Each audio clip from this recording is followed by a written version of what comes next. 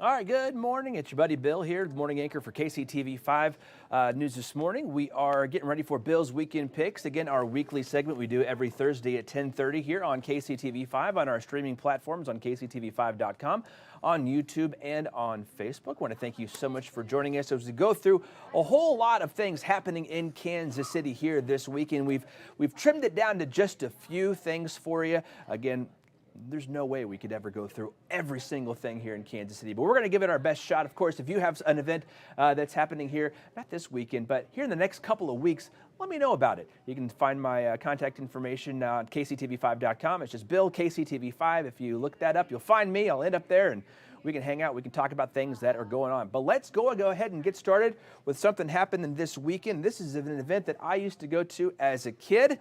It is the World of Wheels. It's happening down at Bartle Hall this weekend on Friday, Saturday, and Sunday. They got all these classic cars, all these tricked out cars that you can go and check out that are taking up all of the floor at Bartle Hall. Again, it's all 3 days of the weekend, Friday, Saturday, and Sunday.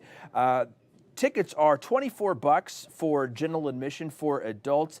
Kids 6 to 12, it's only $10. 5 and under are free. But if you want to save a little bit of money, there's a deal going on. If you go to O'Reilly Auto Parts, you can get a couple dollars discount on the adult tickets there, $1 discount on the kids tickets if you get them somewhere else besides going and getting them at the door. You can save a little bit of money that way, but this is always a fun show. And again, one that I remember going out to as a kid, the World of Wheels at Bartle Hall, taking place Friday, Saturday, and Sunday. Also taking place this weekend, this is going to be on Saturday over at the K. It is the Royals Rally. I know we were right in the middle of football season right now, aren't we? But no, the Royals getting ready for spring training already, and you can go meet some of your 2024 Kansas City Royals. They'll be out there signing autographs, as well as a lot of Royals alumni will be there, and the front office staff as well. There'll be roundtable discussions and everything like that. Here's a little bit of what they have on the schedule.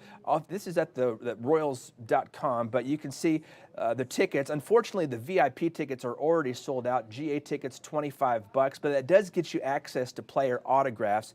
They have the schedule there as well, but look who all is going to be here. I'm so excited about. There was just a handful of movements there at the end of the season last year with some pretty impressive names coming back to the Royals, so you can go out and see Vinny Pasquantino. The Pasquatch will be out there. Kyle Isbell. We're talking Salvi. And Bobby Witt Jr., of course, one of the fastest selling jerseys that the Royals saw last year, will be there. Also the managers, and then some of the alumni as well with Jamie Bluma, Al Fitzsimmons, Alex Gordon, and Dennis Leonard, hard-throwing pitcher for the Royals back in the 80s, will be there as well. So very cool. That event happening Saturday. It's over at the K, 10 to 6:45. Again, get your tickets online before you go out there, and you'll pick a schedule of which one that you want to go see. Also, today is February the 1st, and that means it's Black History Month here in Kansas City. This is a kickoff event that is going to be taking place on Saturday night. So Embrace KC is hosting what they're calling the GOATs of Kansas City Black History Month. GOATs, the greatest of all time. So this is going to be an event happening on Saturday night. Starts at 8 o'clock at the Arts Asylum on 9th Street. That's just to the east of downtown Kansas City, Missouri. Lots of live performances, and they've got some great names for this as well. Joe Black, he's the guy that grew up in KCK, went out to LA, hit the music scene, did big things with artists like Ariana Grande, Chance the Rapper, Justin Bieber, Diana Ross, Kendrick Lamar, and so many more. He'll be there performing, as will Irv the Phenom and Casey Young Boss. So a great kickoff event to, again, a legacy month here in Kansas City with Black History Month, one that's not to be missed. That event is listed on Eventbrite if you want to get tickets for that, and I think they still had some tables left. Those started at $125, and there's also an event page on Facebook that you can find out more about that. Also happening this weekend here in Kansas City, actually this one is going to be over in Independence. There is an event called Sneaker Fest happening at the Stony Brook Convention Center, and we're going to talk about that. And actually I had the chance to talk about that with the host, or excuse me, with the CEO of Sneaker Culture. His name is Devin Faulkner. I'm going to let him tell you all about, oh, I just broke something over here. Hold on a second. I'm getting back. There we go. I'm going to tell you all about that right now. Pretty much the sneaker convention is just it's a buy sell trade sneaker event from all the most exclusive sneakers that travel from all across the country. We live out in Indianapolis. That's our home base, but we travel to like 9, 10 different cities and states, and we just kind of go there, rent the venue out, and give a safe and great place for all sneakerheads and all sneaker lovers to come together under one roof, buy, sell, trade, and network, and just kind of build those relationships and help elevate their personal brands, make some money in the process, and just build connections with just great people in the sneaker community. Once you get there, what you'll expect is there'll be 80 plus vendors right now. It'll be 6 foot tables set up, and each person has their own individual inventory, or it could be a store owner or individual sellers. But they'll come, they'll bring all their sneakers, clothing, vintage stuff like that, and they'll just kind of display it all day. And then there's just the sneaker lovers, store owners, and then just everyone traveling around and just displaying and selling the most exclusive Jordans, Nikes, Kobe's, Dunks. There's even a big collector's aspect of it too, as well, where it's not just sneakers, it's streetwear clothing, vintage clothing, collectibles, just old memorabilia for sports. Even some people bring sports cards as well. It's kind of just like a one-stop shop. Everything kind of falls under the umbrella of sneaker culture. Yeah. So when people come out and they're shopping for their sneakers or whatever, what's kind of like the hot thing right now? What do you guys see moving more than anything else here in these conventions that you guys hold again all over the country? Yeah, a lot of it is Jordans, Nikes. That's a huge, huge thing here in the sneaker community. As you know, Michael Jordan was really the founder of all this. Before Michael Jordan, there wasn't as many sneakers weren't looked at as a collectible or anything like that. It was more or less just like buy new shoes. Once they're old, throw them away. But once Michael Jordan came and teamed up with Jordan and Nike, and they started his own signature brand, it just has elevated and exploded since then. It's more of like a supply and demand type of thing. So it's like right here, this pair that I have right here, this is a Jordan 3 Oregon Duck. This was only exclusively released to all the football players that played for the Oregon University. So it's kind of more of those collector's pieces that you can't just go inside Foot Locker, Finish Line, or JD Sports, anything like that, and just go and buy at the counter. It's more of those exclusive items that have sold out and they have like that high demand, and just more of the stories of sneakers is a huge thing for us sneaker lovers too. So if it has a cool story behind it and it's very exclusive, we love it.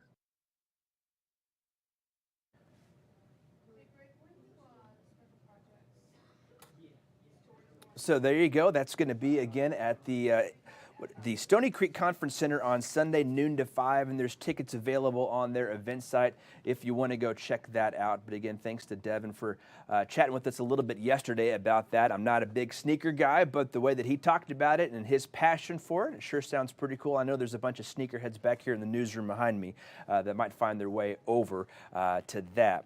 Now, also coming up this weekend, if you want to get some music in your life and you really enjoy people playing the organ, we have a Grammy-nominated and award-winning organist living here in Kansas City, and she is going to be playing the very famous, very big organ at the Temple, or the Community of Christ Temple over in Independence, coming up on Sunday. So again, Grammy-nominated Jan Craybill. She's holding her 25th annual Super Bowl Sunday organ concert, and this is video of some of her rehearsal getting ready for it that she's got posted on her Facebook page. And again, this is her 25th annual Super Bowl Sundays concert, where she's going to highlight what she calls the MVPs of composition for organ, which include like Johann Sebastian Bach and Vidor.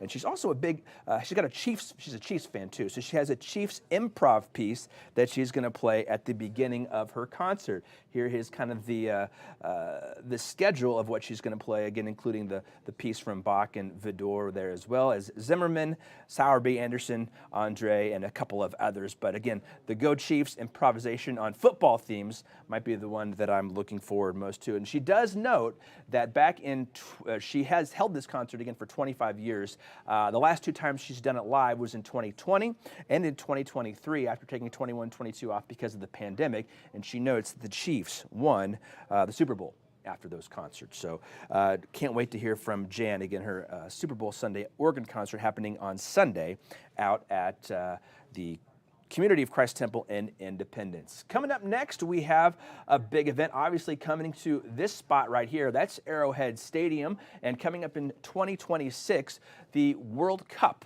is going to be played there. And we've been anxiously awaiting what games are going to be scheduled to be played here in Kansas City. Well, coming up on Sunday, the World Cup 2026 schedule announcement watch party is happening over at No Other Pub there in Power and Light. So the International Soccer Federation is going to release the full FIFA World Cup 2026 schedule on Sunday. Matches are going to be held in several cities around the country, including Atlanta, Boston, Dallas, Houston, LA, Mexico City, Guadalajara, Miami, San Francisco, Toronto, Vancouver, and of course right here in Kansas City. So at that watch party, they're going to have the broadcast on that announces what cities get what matches. So again, you can go down there. The doors are going to open at 11 a.m. The broadcast for that event starts at 2 o'clock.